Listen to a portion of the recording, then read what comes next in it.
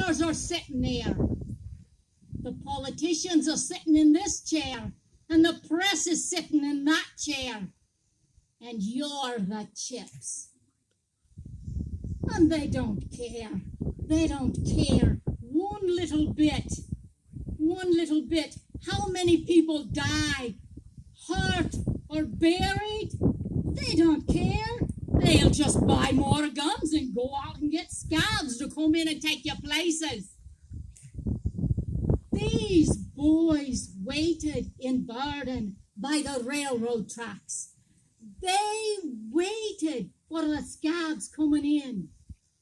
They were going to prevent them from taking over the mine. But what the boys didn't know, there were guards, armed guards on board that train.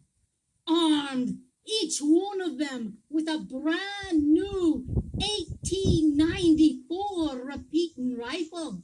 A Winchester repeating rifle. You know what I'm talking about. The one with the 26-inch octagon barrel.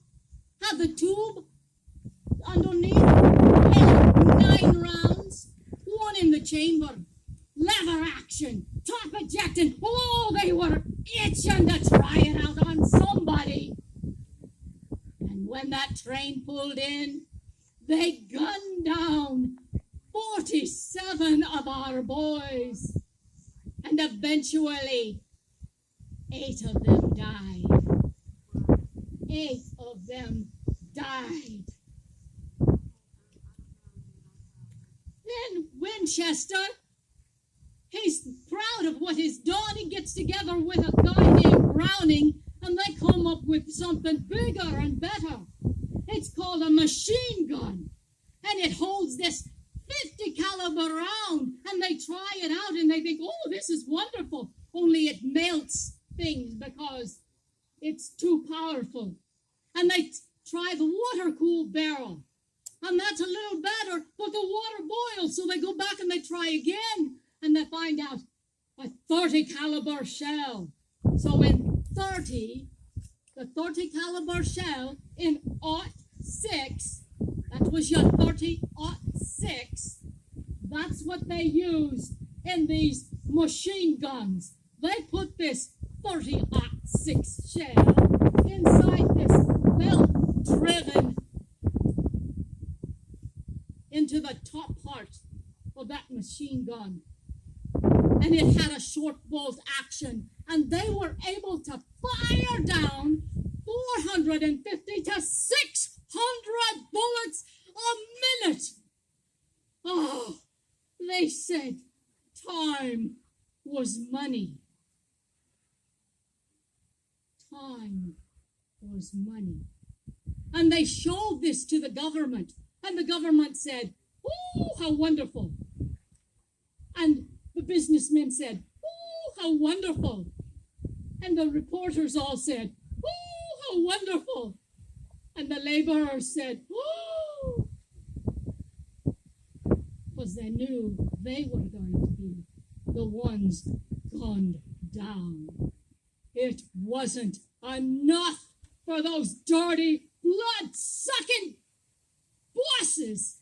They had to gun down laborers faster than they ever had.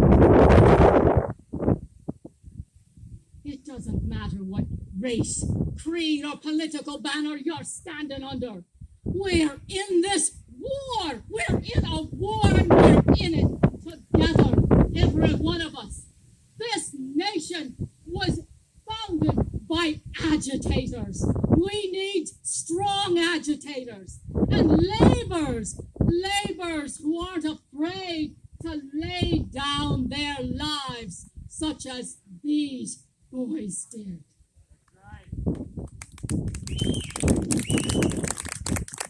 When I was in West Virginia, I led women and children to fight the scabs. Women and children, and we climbed those mountains, banging our pans, carrying our brooms, fighting with what we had. And when we got to the top of this one mountain, over the mine shaft, a little girl picks up this big brick.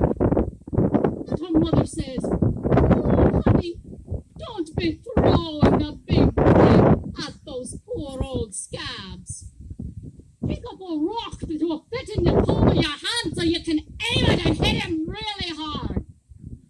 And that's what you need to do, men. You need to be able to grab hold of what you can with what strength you can. Don't pick up on something that's too big for you. Let it fit in the palm of your hand so you can aim it right and hit him hard.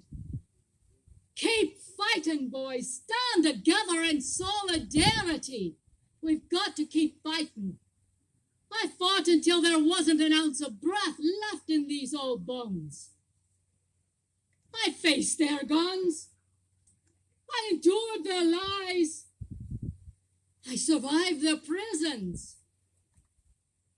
You have to keep fighting. Listen to your mother. Stand in solidarity. Keep fighting. Have courage. Be brave. Be brave.